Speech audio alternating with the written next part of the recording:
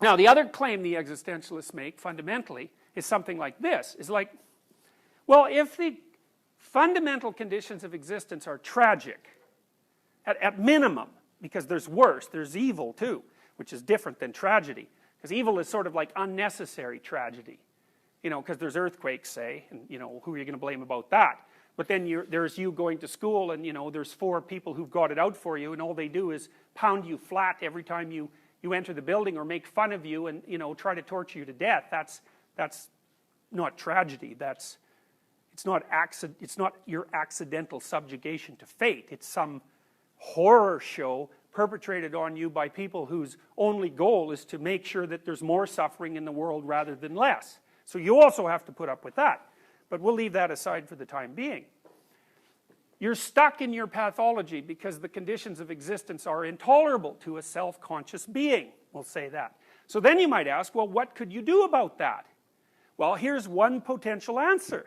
And that answer is, see what happens if you stop doing things you know to be inadequate and wrong. So the hypothesis is every time you engage in an activity like that, you weaken yourself. You put yourself down first, you remove your own self-confidence, but you also fail to take the opportunity to expand your domain of competence. What would life be like if you didn't do that? And the existential claim is, it's a weak claim in some ways. The claim is, well, there's two. One is, if you don't do that, if you don't try to fix the things that you could fix, things will go from bad to worse for your life, and that will spread out, and it will take everyone else's life along with it. So that's on the negative end. So you don't do it because of the negative end. But then there's a positive claim too, which is maybe if you stopped bullying yourself, the tragic conditions of existence would become bearable because you would be strong enough to tolerate them. And it's analogous to Jung's idea of progression towards the self. Because Jung has a very strong existential theme underlying his work, derived mostly from Nietzsche. But it's the most optimistic, it's the only optimistic hypothesis I've ever seen in psychology.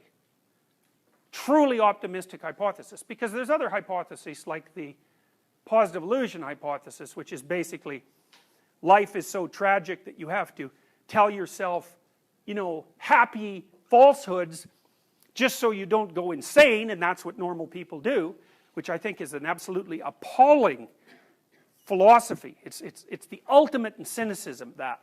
But still, you know, there's a huge literature on the supposed utility of positive illusions. And then there's also the associated sort of terror management hypothesis, which is that the purpose of your belief systems is to protect you from the anxiety of death, which is sort of a variant of the Freudian idea that religion was a childish delusion designed to protect people from terror of their own mortality. It's a very powerful critique of religion, although it's one that I happen to think is wrong. I mean, one of the problems with Freud's formulation is that it fails to deal with, you know, concepts like the underworld and hell.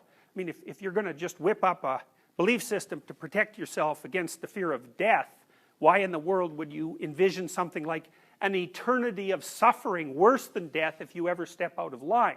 It's very hard to understand how that's a defense mechanism.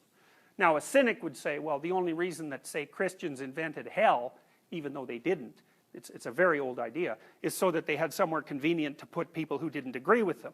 But you have to be unbelievably cynical to assume that that's the only reason. And I don't think there's any historical support for the idea that that's the only reason.